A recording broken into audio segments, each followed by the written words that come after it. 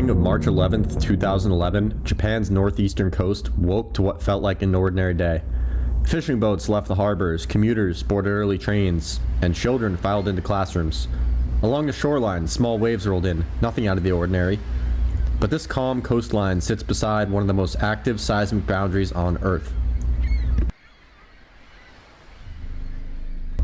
Japan rests at the collision point of four major tectonic plates: the Pacific, Philippine Sea, North American, and Eurasian. Nowhere else in the developed world is the geological crossroads this dense or this volatile. Here, the Pacific plate steadily pushes beneath Japan by several centimeters each year, creating deep ocean trenches, subduction zones, hot springs, volcanoes, mountains, and, most dangerously, powerful earthquakes and tsunamis. For decades, scientists warned that strain was accumulating along the Japan Trench, where pressure builds for centuries. What no one could predict was the precise moment when that locked boundary would finally rupture. On March 11th, 2011, it finally did.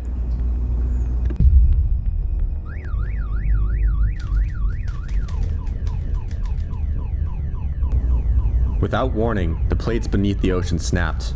A magnitude 9.0 earthquake, the strongest ever recorded in Japan, ruptured a section of the seafloor nearly 500 kilometers long. In cities like Sendai and Fukushima, the first jolt arrived like a sudden blast of force. Buildings groaned as steel frames flexed.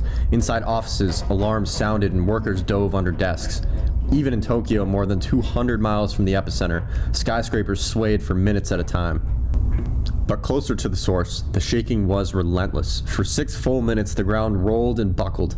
Roads cracked open. Power poles collapsed. Bridges twisted. Entire neighborhoods felt as though they were being lifted and dropped. This was only the beginning of what would become one of the most devastating natural disasters in modern history. Far offshore, the earthquake had pushed parts of the seafloor upward by more than 6 meters. That movement displaced billions of tons of seawater in an instant. The ocean began to build a wave, not on the surface, but deep beneath it. The Japan Meteorological Agency issued a tsunami warning within 3 minutes. Sirens blared along the coast. Public broadcasters urged residents to head for higher ground immediately, but the ocean was moving too quickly. Tsunami waves can travel faster than the commercial airplane, and these waves were enormous. Some would eventually reach heights of 30 to 40 meters, taller than most apartment buildings. By the time many people received the warning, the ocean had already begun its deadly approach. At 3:26 p.m., the first major wave struck the northeastern coast. In towns like Miyako and Kameishi, the water surged over seawalls and breakwaters that had been engineered to withstand some of the harshest conditions in the Pacific.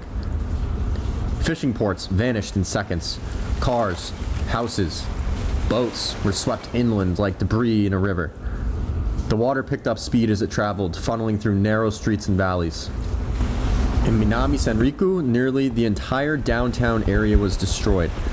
Emergency workers began to evacuate residents, found themselves overwhelmed as the waves climbed to rooftops of the tallest buildings. In Kesanuma, fires broke out as oil tanks ruptured and drifted into the flooded streets. Across the region, communities only had minutes, some only seconds to react. The tsunami did not stop at the coastline. The force of the wave had pushed rivers backward and flooded areas several kilometers inland. Entire neighborhoods that thought they were safe found water racing toward them faster than they could escape. Cars trying to outrun the wave were overtaken. People who climbed onto rooftops watched as the water reached them anyway. Homes were lifted from their foundations and carried away intact. Along the Sendai Plain, a wide, flat stretch of farmland, the ocean poured inland like a black tide. Footage captured from helicopters shows tractors, houses, and entire clusters of buildings drifting further and further from the coast. For many, there was no clear direction to run. Only height could save them.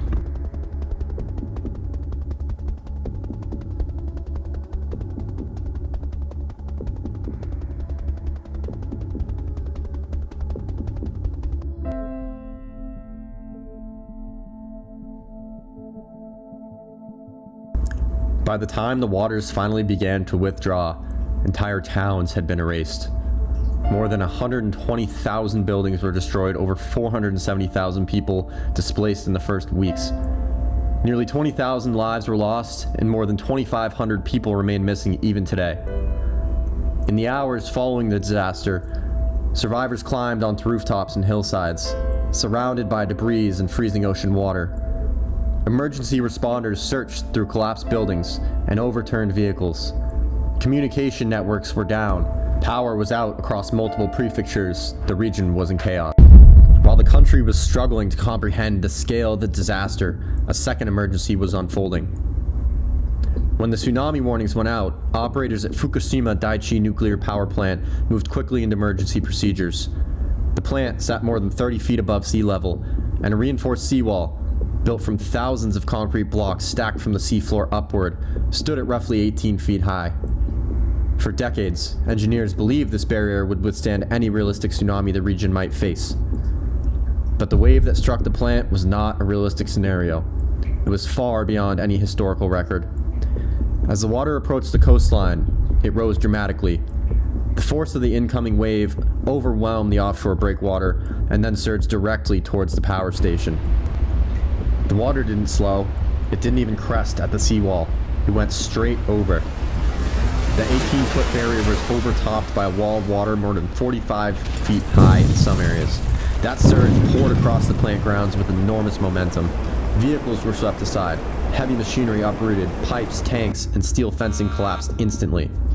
Inside the control rooms, operators watched as gauge began to fail. The facility lost external power almost immediately. Transmission towers had collapsed during the earthquake. Normally, backup diesel generators were designed to activate within seconds to keep water circulating through the reactors. But the floodwater had reached the basements where the generators were housed. The tsunami filled the lower levels of multiple reactor buildings, submerging electrical panels, the generators, and the fuel supply systems. With the generators destroyed, the reactors entered a condition engineers dread most: a station blackout.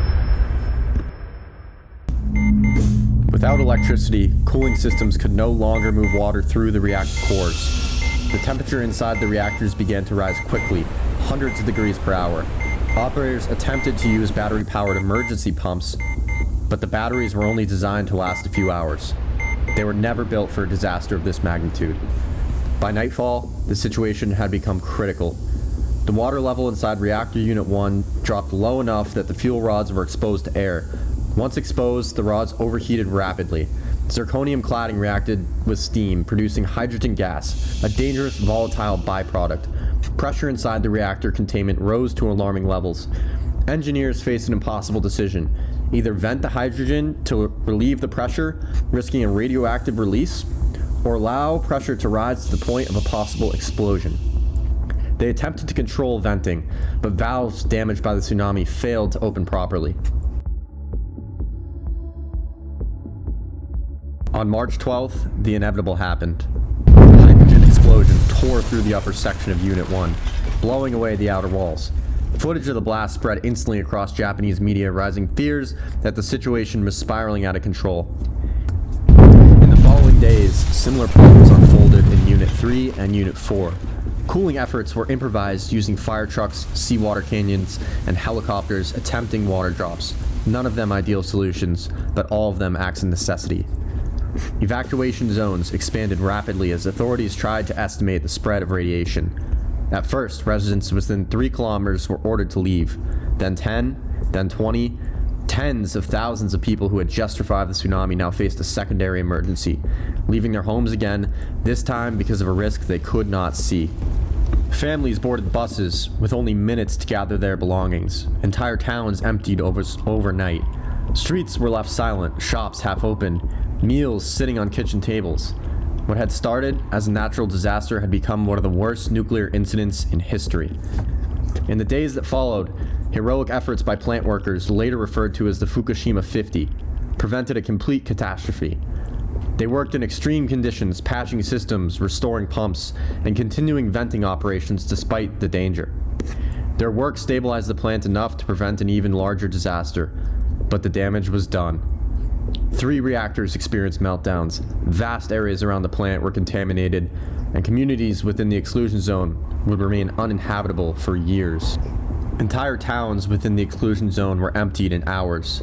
Pets were left behind. Schools, homes, and businesses were abandoned midday, frozen the moment people fled. Officials monitored radiation levels with Geiger counters, mapping out which areas were safe and which were not. Confusion and fear set in as the situation evolved hour by hour. Residents worried about food safety and air quality and the possibility of long-term displacement. For many, the uncertainty became one of the hardest parts of the disaster. Despite the enormous challenges, the response to the disaster grew rapidly. The self-defense forces, firefighters, police, and volunteer groups from across Japan mobilized. Rescue teams from around the world arrived to help. Roads were cleared, temporary shelters expanded, entire towns rebuilt from the ground up.